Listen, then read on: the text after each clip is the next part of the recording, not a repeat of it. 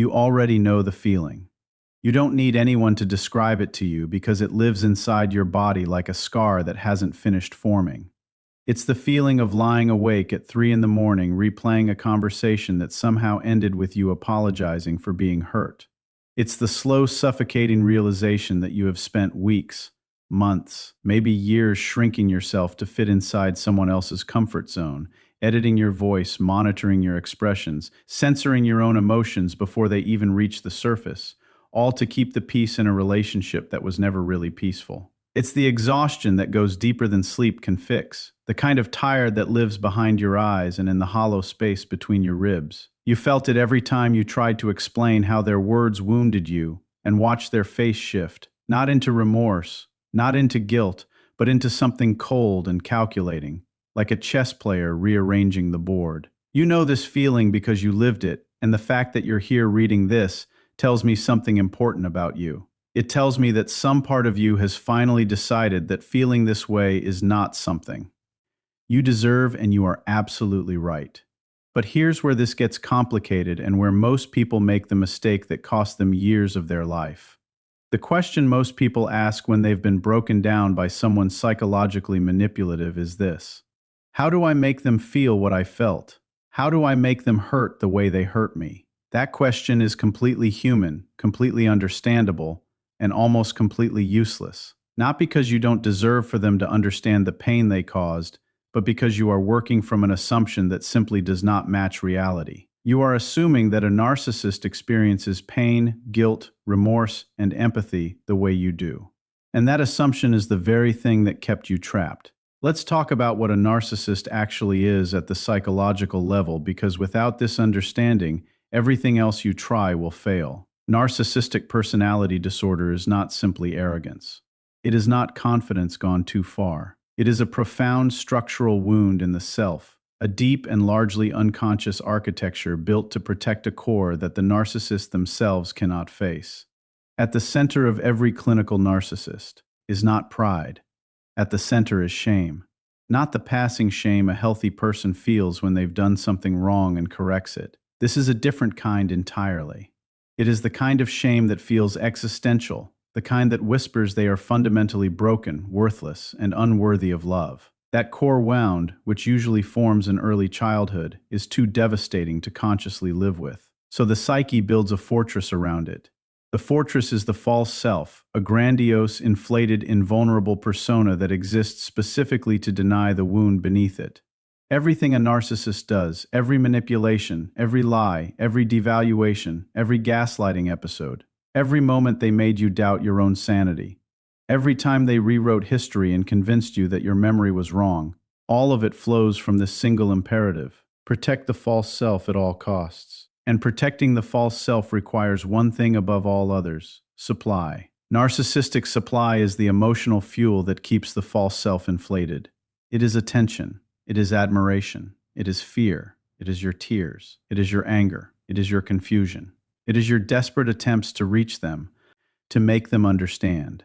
Every emotional reaction you give, whether love or rage, whether begging or threatening, whether sobbing or sending the perfectly worded message you thought would finally make them get it, every single one of those reactions is supply. Everyone tells them that they still matter to you, that they still have power over you, that they are still the gravitational center of your emotional universe. So when you confront them with tears and tell them how deeply they hurt you, they do not feel guilt. They feel satisfied. Not consciously perhaps, but at the operational level of the psyche, your pain confirms their significance.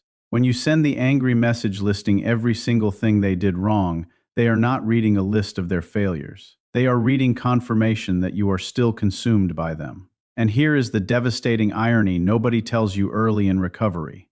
The more emotionally reactive you are, the more powerful they feel, and the less actual pain they experience. This is why traditional revenge fails. This is why every dramatic confrontation, every ultimatum delivered with shaking hands and a racing heart, leaves you feeling emptier than before.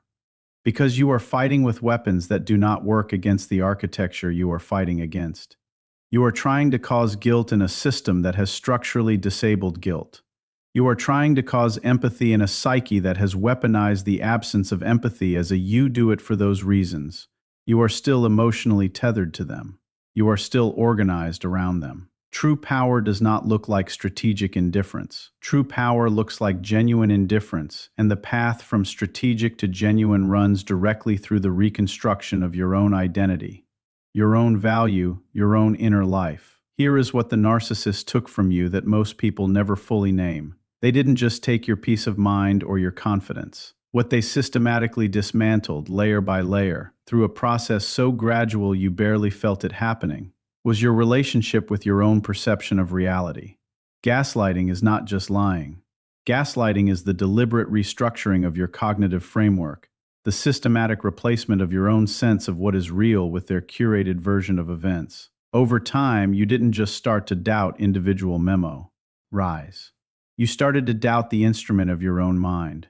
You started to wonder whether you were the problem. You started to edit yourself in real time, checking every thought and feeling against their imagined reaction before you allowed yourself to experience it fully. That is damage to the very center of your sense of self, and recovering it is the only process that matters. Because here is the profound truth beneath all of this. The real answer to how to make a narcissist feel the pain they put you through is not about them at all. It never was. The power move is not revenge. The power move is your recovery, your radical, unapologetic, deliberate, and relentless return to yourself.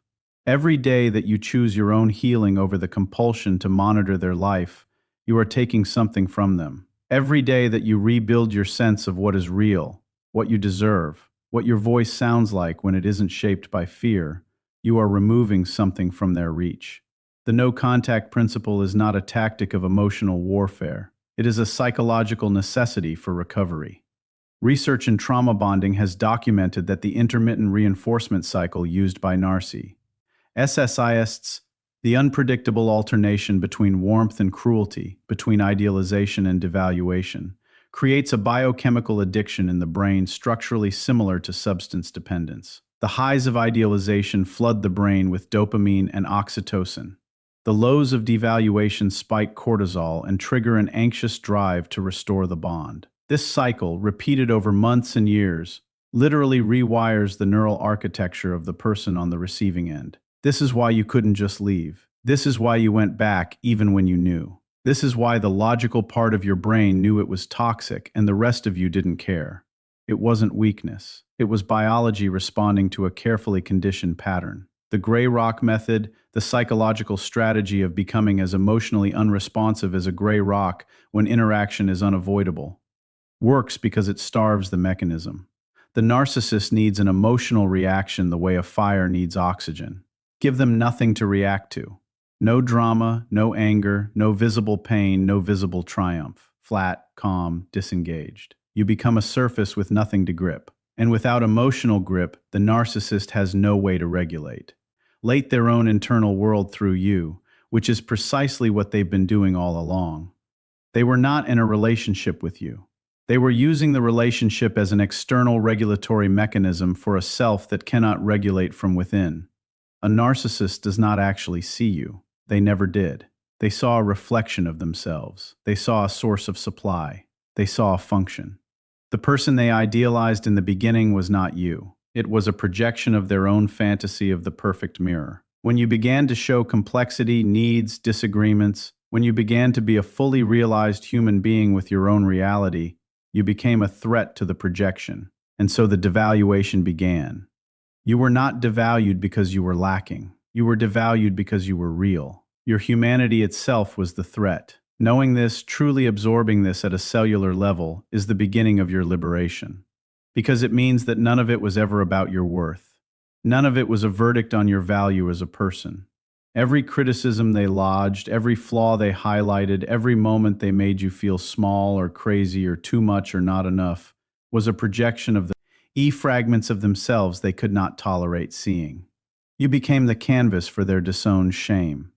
And the moment you understand that deeply, not just intellectually, but in your body and in your gut, the moment you stop trying to appeal the verdict that was never actually about you, you step outside the courtroom entirely. Your recovery is the revenge. Not in a petty or performative sense, but in the most profound sense possible. A narcissist needs you to be diminished. They need you to be confused.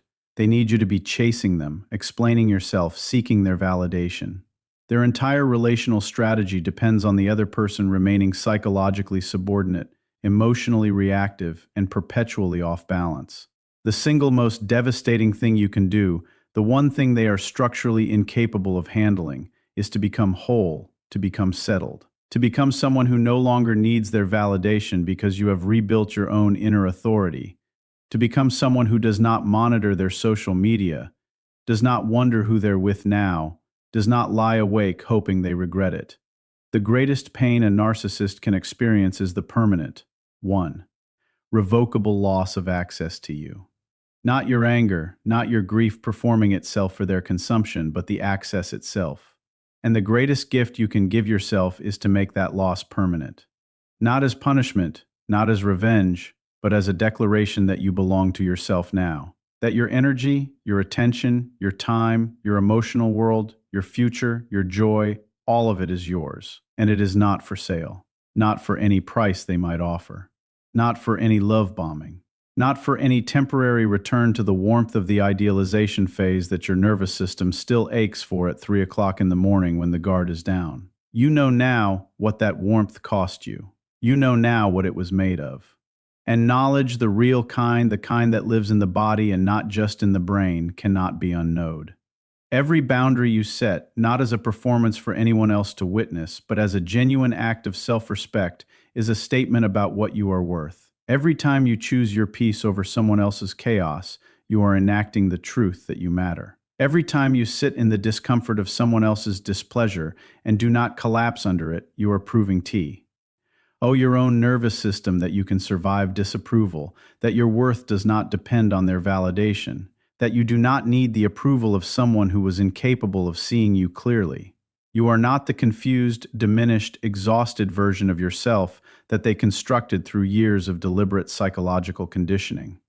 You are the person who survived that, who looked at the architecture of that damage clearly, who chose to understand it rather than simply endure it. That is not a small thing. That is everything. That is the only revenge that matters. That is the only justice that will ever feel real. Not because it punishes them, but because it liberates you.